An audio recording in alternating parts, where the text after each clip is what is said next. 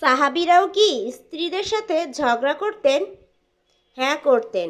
একজন সাহাবী হজরত উমর রাদিয়াল্লাহু তাআলার কাছে তার স্ত্রীর অভিযোগ করতে গেলেন। দরজায় দাঁড়িয়ে শুনতে পেলেন উমরের স্ত্রীও রাগারাগি করতেছেন। এটা দেখে ওই সাহাবী ফিরে যেতে লাগলেন। ওমর রাদিয়াল্লাহু তাআলা বললেন, তুমি চলে যাচ্ছ কেন? সাহাবী বললেন, আমি আমার স্ত্রীর অভিযোগ করতে এসেছিলাম, কিন্তু এসে দেখি আপনার স্ত্রীও আমার স্ত্রীর মতোই।